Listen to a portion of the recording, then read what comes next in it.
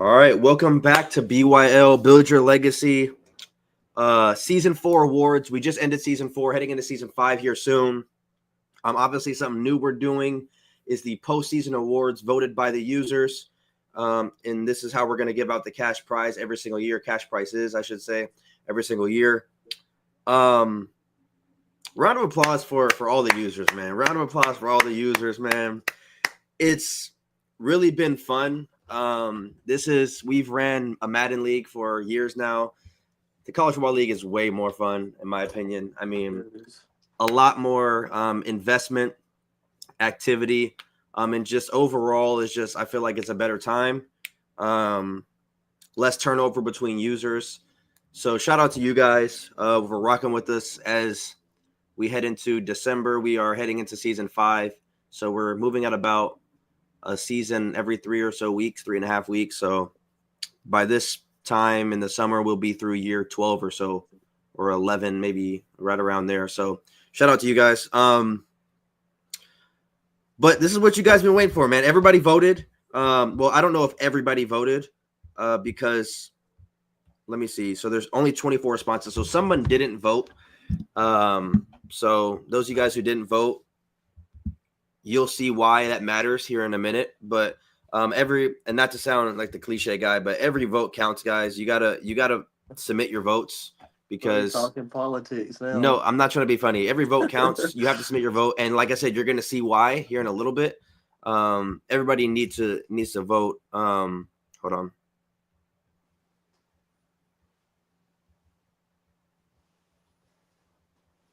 So waiting for some more people to get in here so we can start. But yeah, every vote should have counted. It looks like we're gonna have to explain why, but there goes Mike. What's good, man? But yeah, I'm excited to kind of go over this on these awards because let me find the question. There we go. Because it's gonna be fun. Yo, Mike Jones, Trey, Tulane, ready. All right, so let's go ahead and get started. Let's get right into it. Watching on big screen, but we here. Okay, so BYL Season 4 awards. I'm going to let Brandon kick us off with the next slide. He hasn't seen this yet, but it's pretty self-explanatory. You'll just talk about the team, what happened, yada, yada. So let's get right into it, man. Okay, starting off with the ACC champion, UAB. I think I picked him to win the ACC. I'm not sure if you did. So this was one of the kind of like the preseason where we thought that these teams would end up, and I picked the ACC champion to be UAB, and it turned out that he did in fact win the ACC. So shout out to him. I picked him to win the national championship over LSU, so I had him winning the ACC as well. So I mean, he did everything for the most part that I thought he would do. But shout out to Shansei. We're going to talk about him in a little while, but shout out to Shansei. Hopefully he's in here. But shout out to him for winning the ACC. Big Ten, we got Nebraska. Coach Fred Porter, I know he's in here. He has turned Nebraska into the powerhouse of BYL. When you talk about recruiting, I think he has a number 1 recruiting class right now. I'm pretty sure he's going to hold that up even through the transfer portal. I think he had a top 5 class last season. So this team is going to turn into the Georgias of the world, the Alabamas of the world, when you're talking about the talent, the blue chip ratio that's going to be on this roster. He's going to be very hard to beat. I would be surprised if he doesn't make the playoffs at any point because this team, he's building a juggernaut. I mean, I understand he lost in the second round to myself, but this is, I believe, his second time going to the semifinal. I think he said that in his recap, and he's not satisfied with that. So I'm looking forward to seeing what he does next year with now 2 recruiting cycles, under his belt, 2 top 3 recruiting cycles. Yeah, the number 1 recruiting class coming in this season too, so he's not going to take those steps back. Yeah, he had back-to-back number 1 recruiting classes or just one time? I think he had number 3 last year, and this year he has number 1.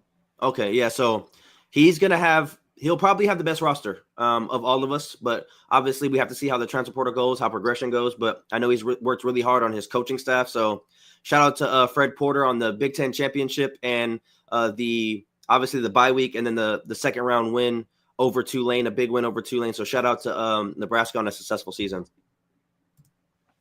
The Big 12 champion, goes to Boise State, three-time national champion. We'll get to that slide in a minute, I'm sure. But this was a team that he felt like wasn't in a win now situation. He knew he was going to win a lot of games coming to this season, but this wasn't a championship caliber team to his liking, and he was able to battle through it. Got two losses early, ended up winning the Big 12 over a team that beat him in the regular season, so he got his get back in the championship game, and then he makes a run in the playoffs and wins another national championship. So definitely shout out to Boise State. The boys in blue are serious. Moving on, we obviously don't have an SEC champion. We know what happened there, so we're going to skip past the SEC. The American Conference, Tulane, Coach Savage. Obviously, new user, came in with, I'm not going to say high expectations. I think he was number 17 coming into the season on our power rankings, but Fred Porter, who obviously won the Big Ten. Oh my, come on, Ace. Don't get disrespectful now. I kept it cordial with you now. Tulane obviously came in with a lot of hype around his name because Nebraska, USF spoke about him very highly in another league that they're in. He came in, beat the Big 12 title champion, and beat the ACC champion in the first 3 weeks.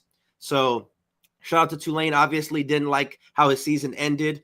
Had a couple of roadblocks and hiccups along the way, but nonetheless made the playoffs, made it to the second round.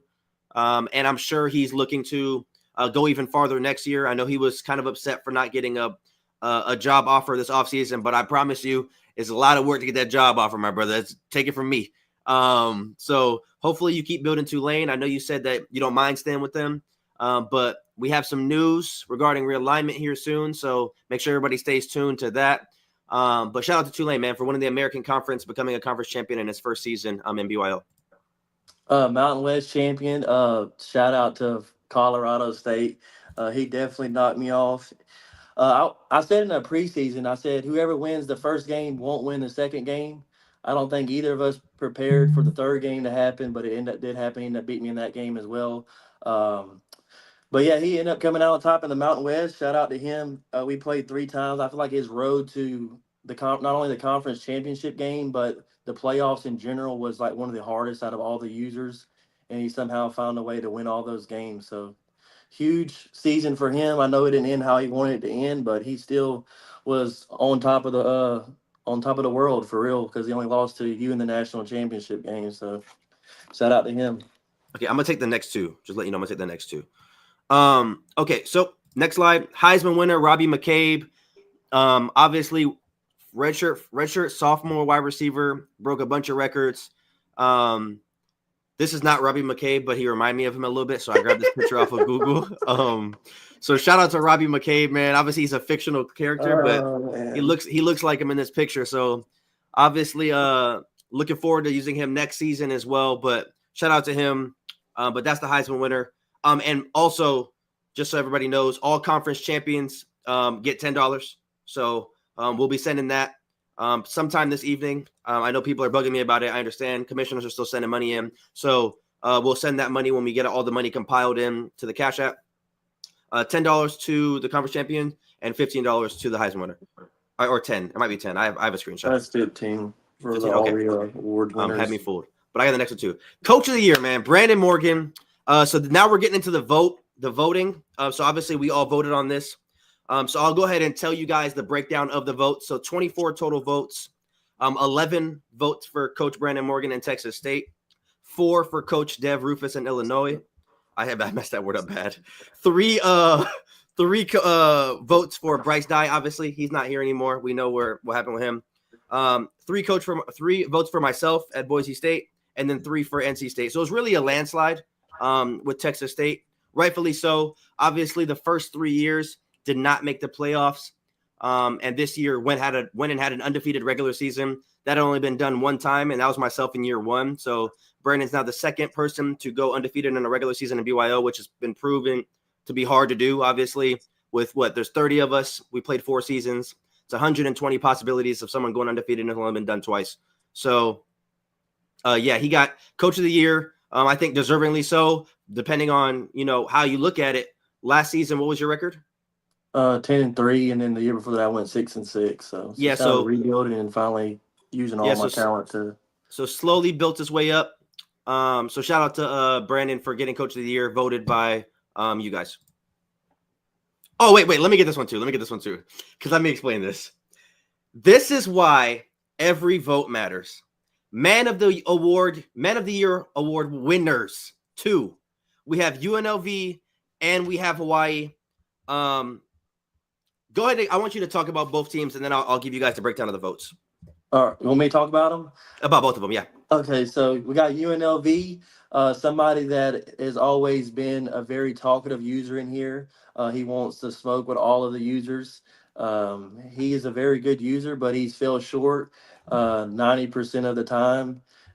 He's one of those dudes that always he's one of those dudes that whenever he loses, he goes back to the drawing board. He takes his L like a man. That's what it's called, man of the year. He takes all of his L's and goes back to the drawing board. A lot of the leagues that I'm pretty sure all of us has been a part of, you always have that one user who loses and end up just leaving the league. This is somebody that always finds a way to lose games and continues to play in this league. He loves this league. So shout out to UNLV and Hawaii. Another user, another strong-minded user. He really takes all of his L's. He does all of his recaps after his L's. He addresses the media after every loss. A lot of users in here don't do that. We've been doing that the previous season, but another user that finds a way to continue battling on. He doesn't get discouraged by a loss. So shout out to these two for the man of the year. Definitely. And I want to break down the voting totals as well. They both got 8 votes of a total of 24 votes. Coach Dane from Toledo got 4 votes. Coach Zach McDowell from New Mexico State got 3. And then Coach Rayshawn Caraway from Army got 1 vote. So had a few more people voted, this could have went to one person. So the Man of the Year award was a $15 prize. So it's going to be split between these 2 users. So again, next year, please take the time to vote. It takes literally 2 minutes to vote. So everybody make sure you vote. You got the next one, bro. Most improved team of the year goes out to Leo DeGucci, Buffalo. He got fired from his previous job at Miami. Continues to get better. Had a really good season, bounced back. He went on a bowl game last year, but we put him in a much tougher conference this season, and he got a big victory over Tulane, who y'all seen win the American. Somebody that continues to battle on, just improves after every single season he's been in here. He constantly improves. So shout out to him. I think he was one game away from even playing in the American Championship. He ended up falling short to, I believe it was Memphis at the last game of the season. So shout out to him. I know he's going to continue to get better. He's only gotten better since he's been here. He's learning from a lot of users.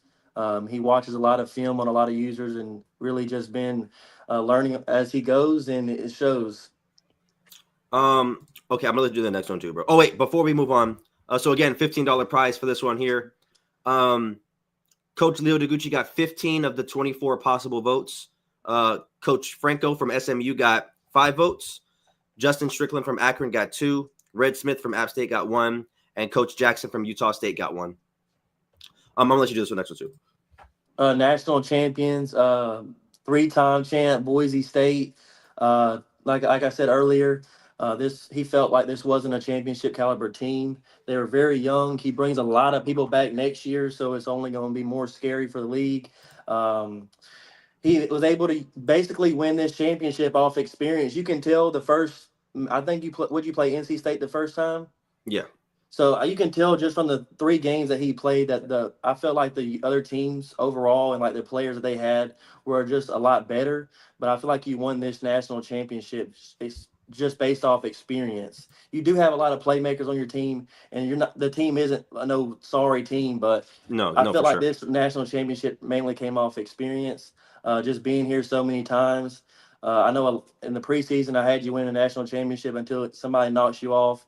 You got to count yourself there every time. And then just shout out to you, man. 3 times. I know it's hard. It's hard to go undefeated. I went 12-0, and I thought that was just the hardest thing ever. So to go and win a national championship 3 times in 4 seasons is just, I know that's hard itself. So, and I do want to say, so on this vote slip, we also added at the very end a bonus question. If you pick the national champion and the runner-up, nobody got it correct. The only votes that were still alive in the semifinal round was me beating UAB or UAB beating me. So once Colorado State beat UAB, all the votes were chopped at that point. Also, with LSU losing, a lot of the votes were gone as well as NC State. There was a lot of Boise versus NC State and Boise versus Nebraska in the voting, and Boise versus Texas State as well. So no winners. We'll probably do the same thing next year. We'll probably up the ante a little bit on that. Yeah, so I was gonna say that it's just hard because with how fast everything moves in this league, people don't really like, people don't really like to wait for games. I mean, we've been at transfer stage 1 for 8 hours and people are rushing to get out of here. So I can't imagine being in the playoffs, and so we'll kind of play it by ear, but the whole purpose of it, I mean, if people were close. I mean, we had, I think, five users who had either me beating UAB or UAB beating me, and that was the final 4. So I think what we're going to do is just up the ante a little bit, maybe give 15 points if someone gets it right, or you can add +2 speed to somebody. We'll figure something out. We'll go to the drawing board and figure it out, but I definitely think we need to up the ante considering nobody got it right, so it's definitely not going to be hard to do, or it's definitely going to be hard to do. But moving on, before we get on to the next topic, there's only 12 people in here. This is a very, very big thing for a lot of, for more than 75% of this league. So if you guys could go tag everybody and make sure everybody gets in here for me, please. Somebody do that for me before we move on to the new topic. I'll wait a couple of seconds because I do want a few people in here so we make sure everybody's on the same page, because I know people are going to say they're going to have not issues with it, but people are going to want to know how this came about. So we want to explain.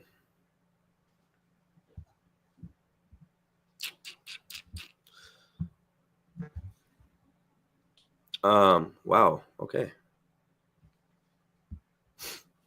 All right, we're going to go ahead and get this underway. I see a couple of tags already. So, okay, guys, y'all good with the tags? Goddamn. My camera about to cut off. So obviously, we all understand that winning the national championship is very, very hard to do in college football. We understand. I mean, if you guys have been in Madden leagues, it's hard to do in Madden, but it's even harder to do it in NCAA, considering there's less playoff teams. There's less room for error. In Madden, you can go 10-7 and make the playoffs and win it all. You can go 9-8, really. The whole purpose of this simulation and experiment was to start from the bottom of, the totem pole coaching wise, and either move a team up or take job offers. Obviously, the job offers are not rolling in like we thought. I mean, for some of you guys, they are, but others are not. But that's the nature of the game. Every coach is not going to get a great job. Every coach is not going to go to Alabama or Ohio State or a Nebraska or UCLA. So we have to understand that it's not going to come. You're going to have to build your way up. And if you have to take a team like Boise or UAB up to the Power 4 level, then that's what you're going to have to do. With that being said, everything stays the same as far as that goes. But last season, we had 3 Group of 5 teams in the playoffs. That's not realistic. So we're going to make an adjustment to the conference, the conference alignment. So in real life, obviously, it's the highest Group of 5 champion gets in. We're going to do our best to try to mimic that. We're not, sabotaging anyone. But at the end of the day, if you're at a lower team, it's harder to get into the playoffs. That's just the nature of the game. We saw Washington State, who had been to back-to-back college football national championships, miss the playoffs because he played 5 playoff teams from the year before. That's not realistic unless you're in the SEC and you're playing in conference games. So we're no longer going to be doing the scheduling tool where we match up the hardest people together for the first 3 weeks. So that way, I'm 0-3 going into conference play, or Sterling's 0-3 or whatever. We're going to start doing it to where it's realistic, where week 1, there's a big time matchup. It may be me and Nebraska, which is, I'm not saying it is, but I'm just giving an example. It could be me and Nebraska, and then I'll play 2 Group of 5 teams, and then I'll go on with my conference schedule. It's just, we're going to keep it realistic. So that way there's more of an incentive to move up to the Power 4. We have a few people who, like Colorado State, has now had a 10-win season, and he's now in the playoffs. If he has another 10-win season, then he is eligible to be moved up to the Power 4. So this is not something that's unattainable. Like you can get there, whether it's getting an offer or moving a team. It's not impossible. So at the end of the day, it needs to be harder to make the playoffs from a smaller school. We shouldn't have 4 or 5 or 3 group of 5 teams in the playoffs, and then we're having a 9-4, or I'm sorry, a 9-3 Washington State miss the playoffs, but then no shade, Tulane, you're a hell of a user. It's just not. I'm just giving you an example. We shouldn't have a 9-3 Washington State user miss the playoffs, but then a 9-3 Tulane user make it when the Washington State user played 5 of the playoff teams and Tulane user played 2. The game doesn't really pick up on, actual committee logic.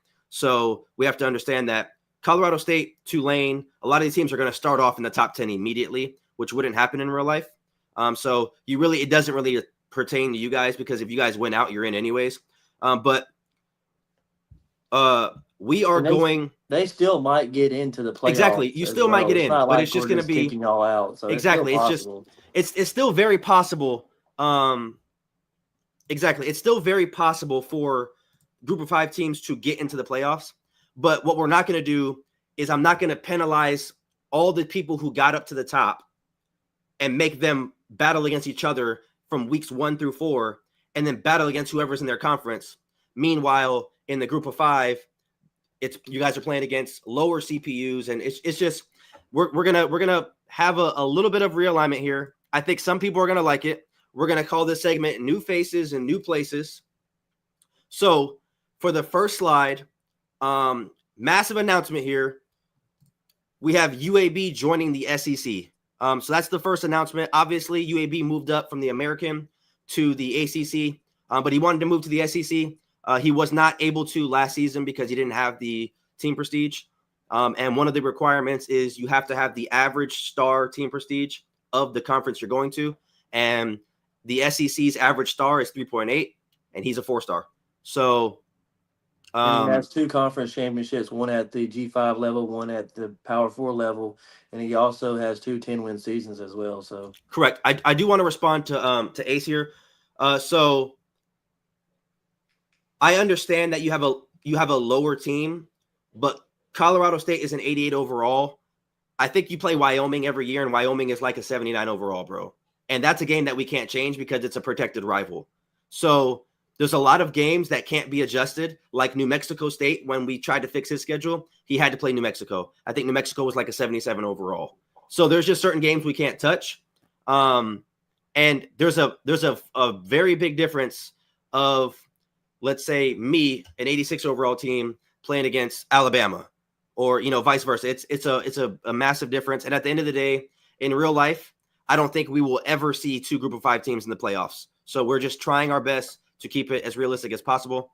I think it's more so what you don't see at a Power 4 level is Alabama open up the season against Ohio State, and then the very next week they go play Oregon. And that's essentially what we're doing at this point. For the first 3 seasons, it's just been like the best users have just beat up on each other out of conference, and then we get into our conference play. And every user in here at some point has lost to a CPU. Whether it been last year or year 1, we've all done it. And it's just not realistic for the top 10 users to beat up on each other before the season actually even starts. Yeah, I mean, at the end of the day, really boils down to. At the end of the day, the goal of the committee, and I'm speaking in real life, is to get the top 10 or the top 12 best teams in the playoffs. If I'm going to use Sterling for example again, because it's a clear example. He went to the national championship 2 straight years. Then he just played 5 playoff users in 1 year. He was 2-3 in those matchups, and he didn't make the playoffs. And then we had, again, 3 group of 5 teams who didn't play the same level of talent as he did. And again, I'm not saying Tulane, Colorado State, and Texas State didn't deserve to be there. That's not what I'm saying. I'm just saying from a realistic perspective and a realistic standpoint, that's not something that we want this league to turn into, because then we're going to have a bunch. Like this year, if we didn't realign, we could have 4 teams from the group of 5 being in the playoffs. And again, then you're going to have someone who might be 10-2 from the SEC not make it. So that's what we're doing. So we're in the midst of realignment. But UAB joins the SEC, like I said. So now we have 2 users in the SEC, 2 in the Big 12, 2 in the ACC, 5 in the Big 10. Outside of that, Power 4 stays the exact same. But this is when it gets fun.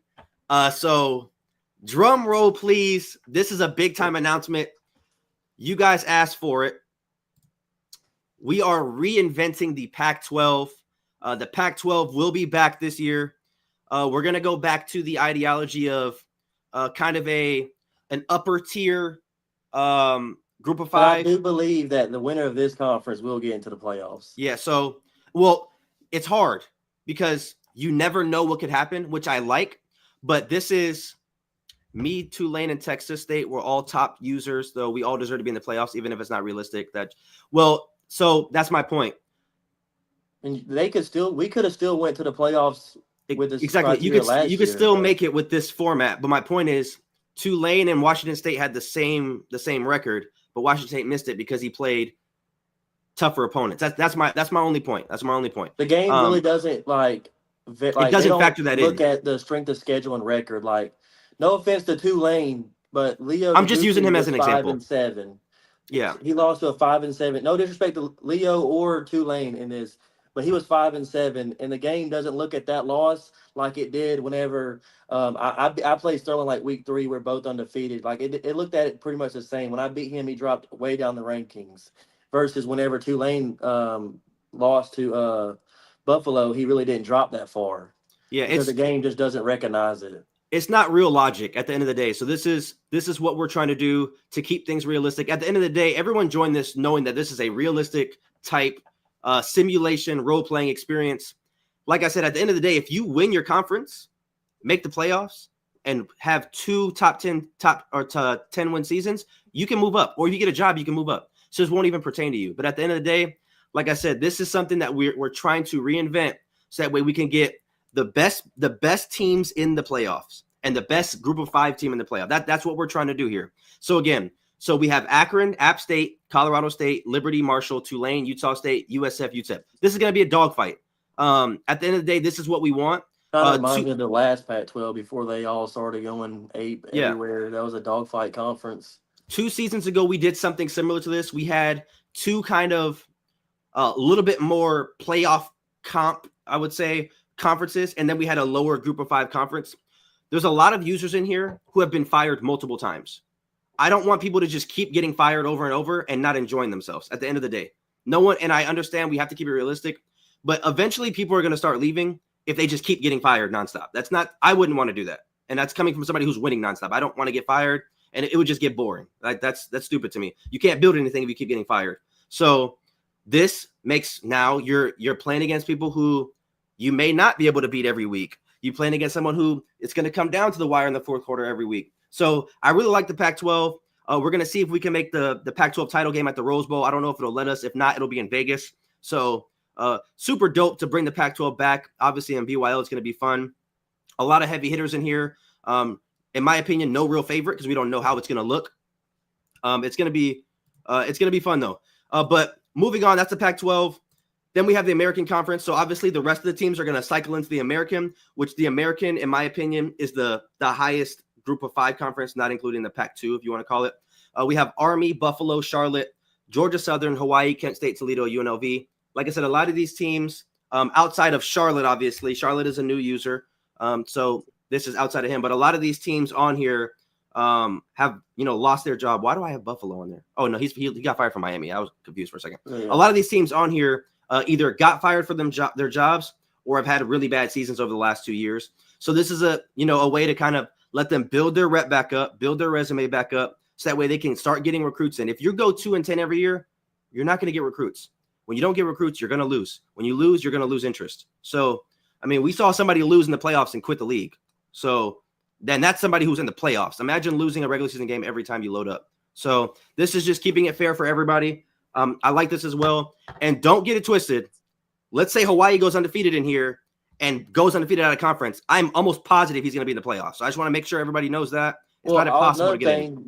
We built this type of conference before with the Sun Belt 2 years ago. And we've seen a undefeated or a 1-loss Utah State team absolutely get no respect by the committee because the strength of record just wasn't as good as everybody else. Like, he had the best record out of all the G5 teams, and he was like the 5th or 6th rated G5 user. So I do think when it comes to conference prestige, they do catch on to that pretty fast. Yeah, and I do want to answer this question. It's a Pac-12 Power 5 in the game when rebuilt. So that's another thing. We don't know. So it could easily, we could Hopefully put it it. is, but I Yeah, don't think it is. if we put everybody in the Pac-12, somebody wins it, and then you go in and now all of a sudden they're the 1 seed, then cool. I mean, we were wrong, and now you get a free 1 seed spot. So we'll just have to see what happens. That 1-star QB ain't nothing to play with. They like this a lot, to be honest, or Buffalo. No real favorite. It's hilarious. Listen, be careful. There's a lot of heavy hitters in there, Ace.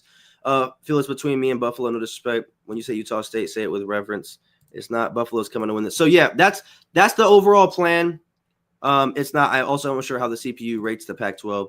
Yeah, so we'll just have to see. But I like the idea of using the Pac-12 because this is, it's like I said, it's kind of throwing it back a little bit, and I think it'll be fun. I know a lot of people have been talking about the Pac-12 in the chat the last couple of days, so I think it'll be fun to kind of bring that back. But yeah, I mean, like I said, those of you guys who missed it, how we're doing scheduling this time around, people in the playoffs are not just going to play people in the playoffs for 3 straight weeks. We're not doing that, because then you have really good users who are 9-3, and there's other teams who are 9-3 who didn't play the same amount of comp. So we're trying to get the best users in the playoff as possible. Now, if somebody gets upset along the way, then that's going to be big time. So every playoff user is going to play at least one playoff user at a conference. And then after that, it's based on how we can fill the schedule. So it's no longer going to be, we're going to find the toughest matchups for every user and try to give somebody a gauntlet, because it's just not realistic. So let us know what you guys think about the new format we're rolling with. This isn't something that we have to stay with forever. Obviously, we've changed kind of our trajectory 3 or 4 times now as we're heading into year 5. But I think this is a really solid way of dealing with things, that it's not going to be permanent. If it doesn't work out, it doesn't work out. Secondly, we have preseason rankings coming out sometime this weekend. Obviously, we're moving a little bit ahead of schedule as far as off-season plans go. So it'll probably be Friday or Saturday night we do the preseason rankings. We have 3. So me and Brandon are going to give our rankings, and we also have 3 random users. If you're one of them, do not speak up. But we have 3 random users who are going to give their rankings as well anonymously, and that's going to be the preseason rankings. So it's going to be 5 people, kind of like how we do the fine committee, but it's going to be the ranking committee. So there'll be the ranking committee this season. For every rankings that we do, they'll be a part of it. I want to keep it anonymous, so that way there's no complaining that somebody doesn't like me or somebody doesn't like the way I play. We don't really want to get into that. So, and that's going to change every year. So keep an eye on that. But let us know if you have any questions. Brandon, if you have anything before we head out of here, let me know. No, I'm good. I put out the did you still going? Yeah. Okay, I put out the what you call it, the recaps and stuff like that. We got 80% this year, 250 out of like 312 videos made. So continuously gets better. The videos are continuing to pile up every year, so we got to keep doing that. If you haven't been doing your videos, you know who you are. It really helps the league out tremendously, and we give you points at the end of the day. So also, I want everybody to understand, you can only put those recap points on true freshmen, incoming freshmen, not redshirt freshmen. Also, we gave 1 point or a half a point per video. Everybody joined this league knowing that activity and recaps and interviews were mandatory. So at the end of a year, I'm not saying it's going to happen this year, maybe next year, if all of a sudden we just say, shout out to everybody who did the video, y'all get double points. Don't be mad and say you should have told me from beforehand. Yeah, we're not doing name changes. I saw your recommendation. It's not because I don't want to, but it's just because people are going to start doing stupid stuff. I'm going to have to go guard somebody named Jay-Z. Like, people are going to be doing dumb stuff. That's the only reason why we're not doing. You'd have to put name so changes. many restrictions on changes your name, and even like your idea was like I'll pay $1 for a name. Like everybody would essentially just put $1 in, but then you won't be able to we do have like videos of everybody's name, but people will start just like cheating names, and then you have to just be playing 50 Cent at quarterback or something. Yeah, like we'll look like guarding Michael Jordan in the slot. Yeah. Like we're doing too much at that point. And again, just make sure everybody knows all over me for 250. Yeah, and just make sure everybody knows. Again, we have a screen recording of everybody's recruiting class, everybody's roster. So please do not cheat, because if you cheat, you're gonna get fined. Can we do a game of the week watch party similar to what we did for the championship game? Yeah, that's something we're actually gonna put into effect throughout the entire regular season. Shout out to Nebraska, Tulane, and not Illinois, UCLA for doing that for the Natty. It was definitely super dope. And when I'm not in the middle of the game, if I'm not playing, I'm going to be doing that very, very often. So keep an eye on that. Probably not once a week, just because I don't really have time to do one every single, game, but maybe every other week inside the game. So maybe weeks, every odd number or whatever, but definitely going to do that because that was super dope. The points are going to be due by the end of week 1. So please submit your points by the end of week 1. Obviously we're not there yet. So you're going to have about 24 hours, 48 hours to do it. So make sure you guys get that done. But again, we're not going to beg people to do videos at this point. If you don't do it, you're just not going to get any points for it. And at the end of the year, when we say every video was worth 2 points and Trill Evans has 24 points to use on his freshman players and you don't have any because you decided you were too good to do the videos, don't complain. So thank you guys so much. We're heading into season 5. This has been very successful. Hopefully the new format is good and creates a realistic balance throughout BYL. I think that's everything. We will see you guys either Friday or Saturday for the preseason rankings. Hopefully everybody has a good off season and we get another successful season, man. Shout out to you guys. Peace. Peace out, y'all.